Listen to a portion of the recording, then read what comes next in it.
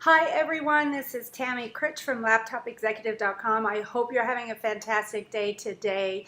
I wanted to talk to you about another exciting topic, and that is value ladders, otherwise known as product ladders.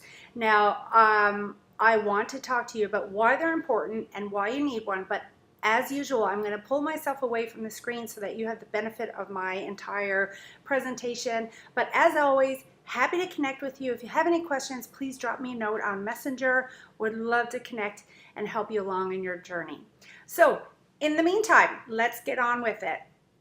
Imagine if there was a way to increase the value of every single sale in your business.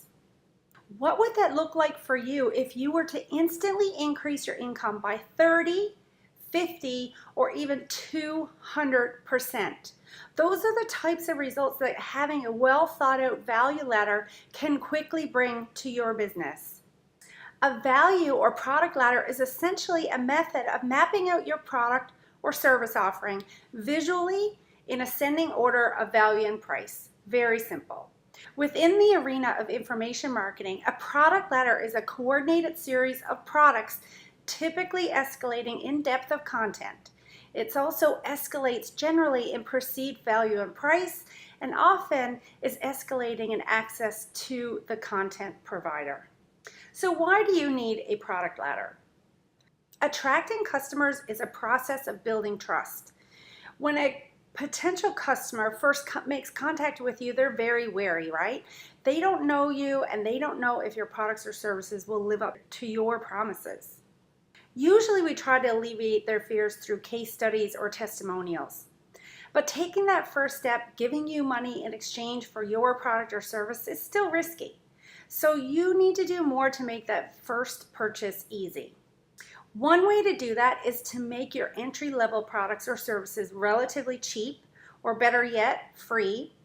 If your customer is happy, they will most likely come back for more. And customers that come back for more are way more profitable than attracting new customers. And that's why you need a value ladder. It makes it easy to start small and build trust so that it's easy to come back for more. The value ladder allows you to cater to your clients' needs no matter where they are. So let me explain. At the very bottom of the value ladder, you create free content to attract and capture new leads. Visitors to your website can then download these in exchange for their email address. Very simple, right? As clients ascend the ladder, the value level increases, as does the cost to play. Mapping out your product offering in this way enables you to offer upsells and downsells from one product to the next. Clients who are ready to make the next level of commitment can and will. You're covering all bases and making sure you provide the most value to your clients. The result, you increase your impact and your revenue. If you only have one price or offering, you could be leaving money on the table at both ends of the ladder. Let me explain that as well. Imagine you sell your product for $100. You have 3 potential clients. All 3 want what you have to offer. Client 1 has $100. She purchases, jackpot. Client 2 only has $50 in her pocket. So you're going to read that as budget. Without a value ladder approach, you would lose this sale. If you offered a lower value or a lower priced option, or at least a payment plan, client 2 would buy as well. Now client 3 has $300 burning a hole in her pocket. If you only offer the $100 option, then you're leaving $200 on the table. Client 3 wants $300 worth of value. You don't cater to her needs. The most you will ever get from this sale is $100.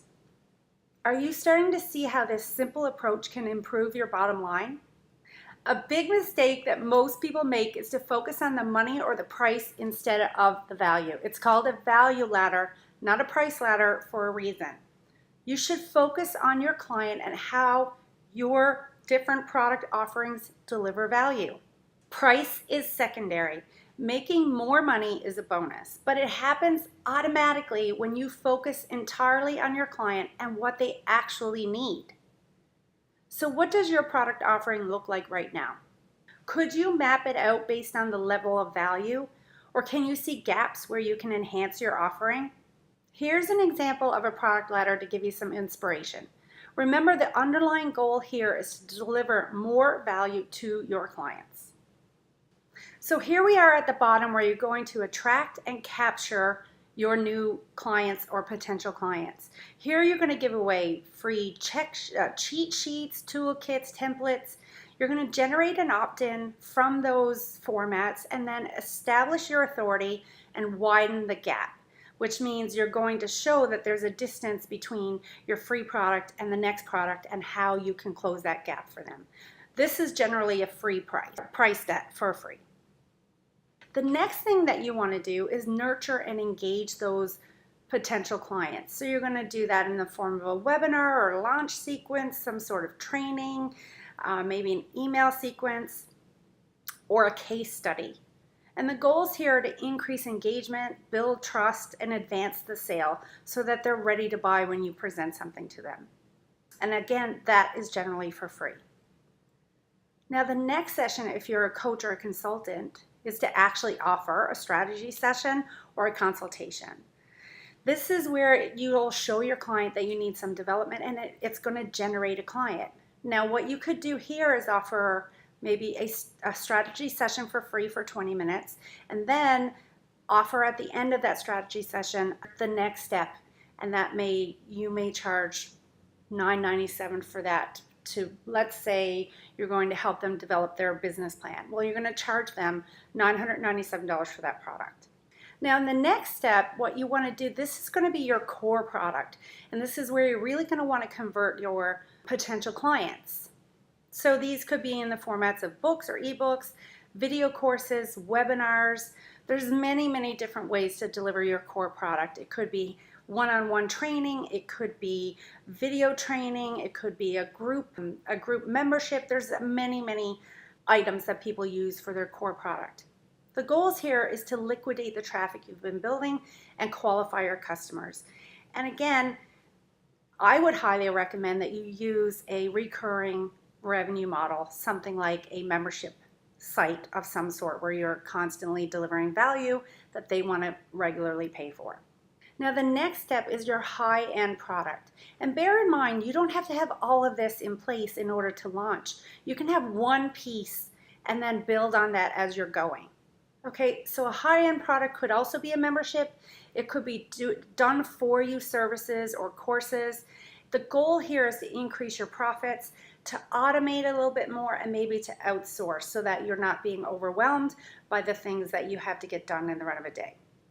As we talked about earlier, generally as you take each step, it has more access to the content provider, which means that once you get to the higher priced products, it's going to demand a little more of your time. However, they tend to be less clients in that area. Now, your pricing here is going to be $997 up to even $10,000. And then, of course, about 5% of your products will go to one-on-one coaching, which is where you're going to really maximize your revenues. You're going to have masterminds in there. They're going to be inexpensive, or I should say, I'd recommend that they be a $10,000 product. And this is where you might want to consider some joint venture offers. So can you see how this is covering all of your bases? If you aren't doing this in your business, then imagine this. Suppose you make shoes, but you only make size 8 shoes. No matter how good your marketing is at attracting the right people to become interested and try on your shoes, you're limiting yourself. Can you see that? It's critical. You're not trying to be all things to all people here. That's not what we're talking about. Just taking account of different sized feet. Same product, different sized feet. There are lots of different ways that you can build out your value ladder, but mostly you need to focus first on your ideal client. What do they want and need from your product or service? How can you adapt or extend what you offer to cater to their wants and desires at varying levels of value and price? Get yourself a blank piece of paper and draw out your value ladder.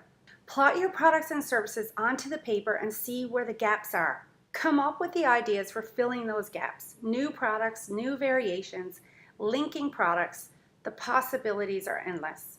And don't forget, you can always look at what other successful people are doing in your market and model their product ladder. The end result of doing this exercise is always the same. You deliver more value to your clients and you make more money in the process. It's a win-win. So there you go. I hope this helped you understand what a value ladder is, or a product ladder, otherwise known as.